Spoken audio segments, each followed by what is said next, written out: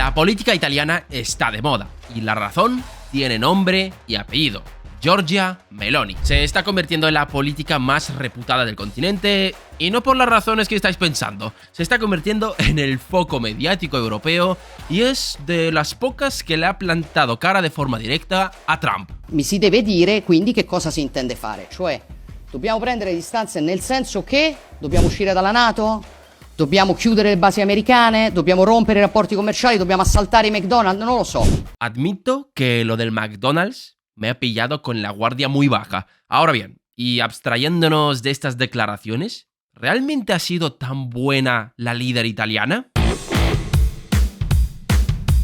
Italia es una economía bastante complicada. Ya os hemos contado su agitada historia y que es un auténtico milagro que siga en pie. Ahora bien, Meloni llegó en un contexto bastante complicado y es el fruto de la desconfianza de los italianos del establishment. Evidentemente, cuando llegó no faltaron aquellos que alertaban acerca de un regreso del fascismo a Italia, y tiene su parte de gracia teniendo en cuenta que ahí es donde se originó el fascismo. Ahora bien, quitando los amables calificativos que le han dedicado a esta mujer, ¿ha realizado grandes cambios en Italia? ¿Le ha plantado cara a la Unión Europea? ¿Ha conseguido corregir el rumbo de la economía italiana? Pues esto y más es lo que vamos a ver en el vídeo de hoy. Así que, no me enrollo más, poneos cómodos, que empezamos.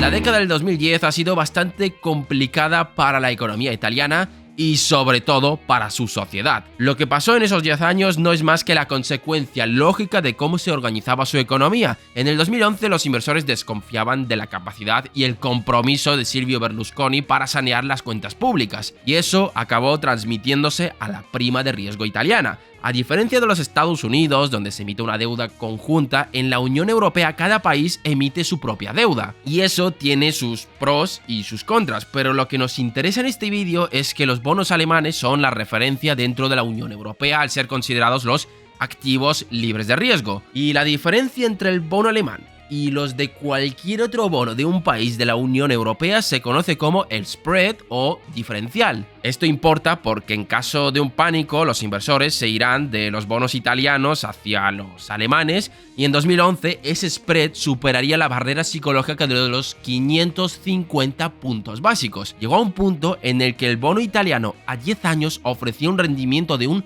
7%, unos intereses que ninguna economía puede asumir, ya que consumirían una proporción más que considerable del presupuesto nacional. Tras la caída del gobierno de Berlusconi, llegaría el gobierno tecnocrático de Mario Monti, quien trataría de hacer una profunda reforma dentro de la economía italiana, una reforma que, sobre el papel, parecía la correcta, pero que se implementó muy mal. Italia formó parte del selecto grupo que recibieron la visita de los hombres de negro de Bruselas. Para quien no lo sepa, les exigieron reformas. La administración de Monti implementó el decreto Salva Italia, un paquete de consolidación fiscal que buscaba mostrar que Italia tiene el compromiso de pagar su deuda. Las medidas evidentemente eran duras, y cuando digo duras son durísimas. Entre las más criticadas ha sido el aumento de la edad de jubilación, o desvincular pensiones de la inflación, o un incremento de la presión tributaria sobre la propiedad inmobiliaria. Esto evidentemente generó un enorme coste social y sobre todo político. Ahora bien, y en este canal siempre hemos defendido que con los ajustes hay que tener cuidado. Cuando Milei estaba empezando teníamos el temor de que se pasara de la raya con los ajustes. ¿Por qué? Porque es algo que se te puede volver en contra. Esto es debido a lo que se conoce como el multiplicador fiscal. Cuando quitas gasto, estás dejando de pagar a personas, ya sea una empresa que tenías contratada para pagar obras públicas o a los jubilados, bueno, lo que sea. Esto reduce el consumo de esas personas, reduciendo el ingreso de las empresas donde compraban y así sucesivamente. Claro, a largo plazo, ese dinero al final se acabará reasignando en otras partes de la economía, pero llevaría un tiempo, y en el momento en el que estaba Italia, no se podían permitir el lujo de esperar demasiado, y por culpa de esto, este ajuste fiscal dentro de Italia se les volvió en contra.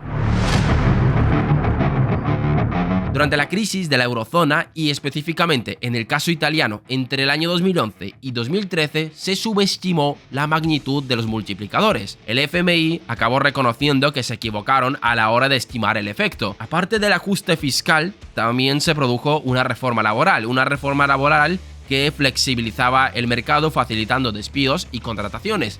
Claro, a largo plazo esto puede ser positivo para la economía ya que facilitará las contrataciones.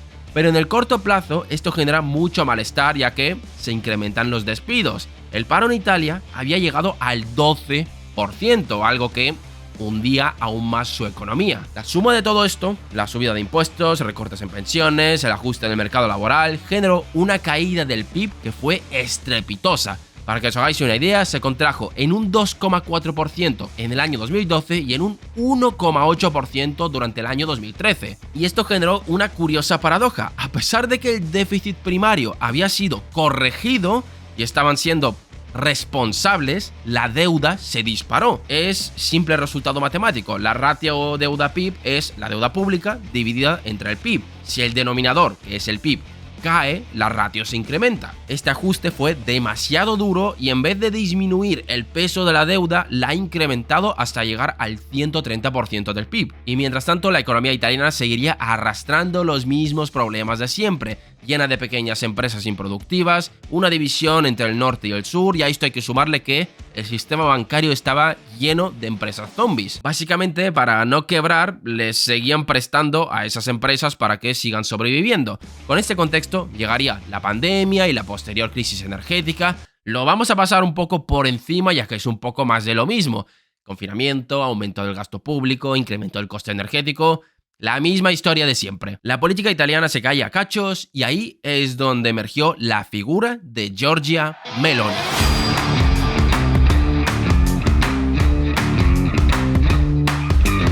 Todo este contexto que os hemos planteado ha sido la semilla que ha hecho brotar al partido Fratelli d'Italia en el año 2012. Durante algunos años ha estado en la sombra, pero ha coincidido con el nacimiento de toda una oleada de movimientos euroescépticos. Vox en España, Orbán en Hungría, Le Pen en Francia, Biden en Alemania. Meloni era un producto de la tendencia europea y tendríamos que esperar hasta el año 2022 para ver a la líder ganando unas elecciones. Las fuerzas de derechas estaban formadas por el partido de Fratelli d'Italia, que ya os podéis imaginar el marketing que tenían, el mismo que Vox en España o AfD en Alemania, pero es que el otro bloque de derechas estaba formado por Forza Italia o Forza Italia, el partido de Silvio Berlusconi, que ya os podéis imaginar que no les hacía demasiada gracia a los italianos. Meloni no tuvo una victoria aplastante, sino que tuvo que aliarse con Forza Italia para poder formar gobierno llegando a una mayoría absoluta y convirtiéndose en la primera mujer en liderar un gobierno italiano. Ahora bien, ¿qué cosas proponía Meloni?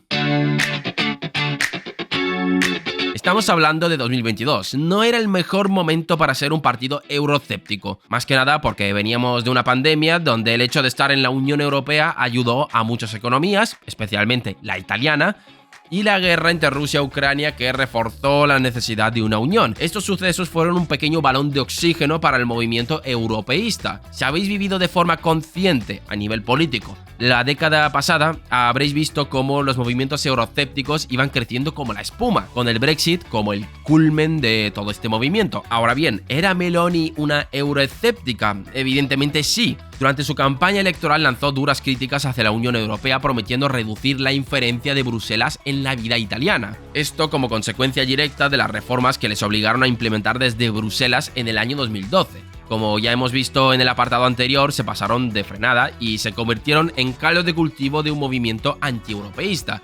De ahí a que muchas de sus promesas electorales fuesen enfocadas en revertir los cambios que se impusieron desde arriba. Evidentemente, las promesas que no podían faltar eran las de las bajadas de impuestos, haciendo énfasis en las familias y pequeñas empresas, ya que, como hemos dicho, Italia depende mucho del modelo de las pequeñas empresas. También prometió aumentar partidas de gasto social que fuesen dirigidas a las familias, a la natalidad y la protección de los sectores más vulnerables. Vamos, típico programa de bajar impuestos sin tocar gastos, pero claro, la realidad es que Italia presentaba una deuda de más de un 130% del PIB y sería una realidad con la cual no tardaría en chocar.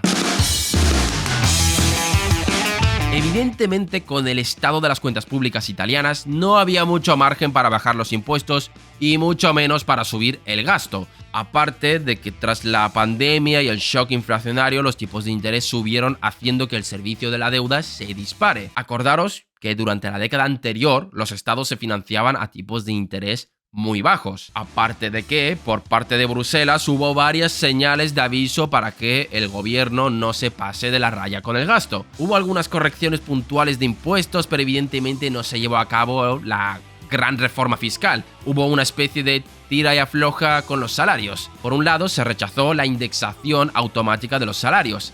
Es decir, que se frenó la subida salarial para ligarla a la inflación. Por ejemplo, si la inflación subía en un 3%, los salarios subirían menos que ese 3%. ¿Y para qué se hizo eso? Para evitar la temida espiral salarios-inflación. Es decir, como las empresas ven que sus costes suben debido a la subida salarial, van a tener que subir los precios. Esa subida de precios alimentará nuevas subidas salariales y así sucesivamente. Y recordad, la economía italiana no está caracterizada por tener megacorporaciones. Una subida de costes de este estilo puede suponer un fuerte golpe para estas pequeñas empresas. Ahora bien, el objetivo se consiguió y la inflación italiana convergió rápidamente a ese 2% en el año 2023. Para tratar de compensar de alguna forma esto de aquí, se aplicó una pequeña reducción de las cotizaciones sociales a las rentas medias y bajas. Tampoco mucho, ya que la Unión Europea estaba encima. Ahora bien, esta reducción de la inflación no solamente vino por esta gestión salarial, y es que si hay que anotarle un tanto a Meloni, lo tenemos que hacer hablando de su gestión energética. Si habéis visto el anterior vídeo hablando de Italia, ya sabréis que ha tenido históricamente un problema con el suministro energético, y al igual que los alemanes, se vieron tentados a la barata energía rusa. Esto hizo que la dependencia italiana de la energía rusa llegue al 40%, y evidentemente tras estallar la guerra y el veto a la energía rusa, los precios de la energía se dispararon. Esto obligó al gobierno de Meloni a buscar alternativas a la velocidad de la luz, y todo hay que decirlo, impecable gestión aquí. Argelia se convirtió en el principal proveedor de gas de Italia tras la caída de las importaciones rusas, y aparte de Argelia, Meloni negoció y amplió acuerdos con Angola, Egipto, Congo o Noruega para encontrar fuentes alternativas. Y una parte esencial de la política energética italiana es la de reconstruir regasificadoras y hubs logísticos, ya que tampoco es buen negocio depender de países como Argelia. Se crearon terminales de regasificación en varios puntos de Italia, permitiéndoles importar y distribuir gas desde barcos de LNG, es decir, gas natural licuado. Esto, aparte de conseguir que Italia tenga más alternativas energéticas, también ha posicionado al país como un importante hub energético dentro de Europa, capaz de recibir gas natural licuado y reexportarlo hacia otros países del centro y norte de Europa. Y en el año 2025, el gobierno introdujo una ley que buscaba reintroducir la energía nuclear para reducir la dependencia del extranjero. Esto fue un cambio histórico dentro de la política italiana, ya que abandonaron las nucleares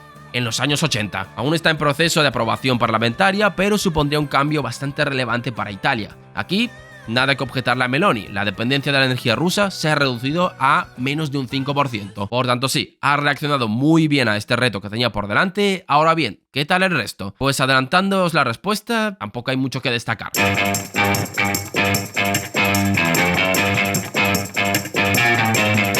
Cómo está la situación de Italia, no puede rechazar la ayuda que le ha llegado de la Unión Europea. Los fondos Next Generation han sido un soplo de aire fresco, pero todo esto viene con condiciones. Para empezar, el 37% de los recursos se debe dedicar a proyectos de transición ecológica. Sin comentarios. El 20% debe destinarse a proyectos de transición digital. Aparte de esto, se exigen reformas en instituciones del país, como mejorar la eficiencia de la justicia y descongestionar el sistema, reducir burocracia, digitalizar la administración pública y otros tantos compromisos. Tampoco importa enumerarlos todos. Lo que importa es que estos fondos han sido un alivio importante para la economía italiana. Ahora bien, no sé cuánta gracia le ha hecho esto a su electorado, ya que implica someterse a las exigencias de Bruselas. Así que llegados a este punto, ¿cuál es el balance de su gobierno?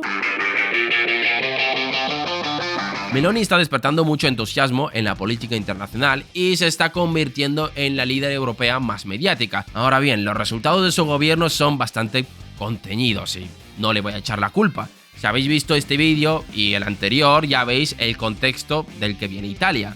Evidentemente, esto no es algo que se vaya a solucionar en unos pocos años. Ahora bien, Como pasa con cualquier líder político, una cosa es la promesa que hagas en campaña y otra es la realidad. Con una deuda de un 130% del PIB, no puedes tener mucho margen para hacer una reforma fiscal y mucho menos reducir tu dependencia de la Unión Europea.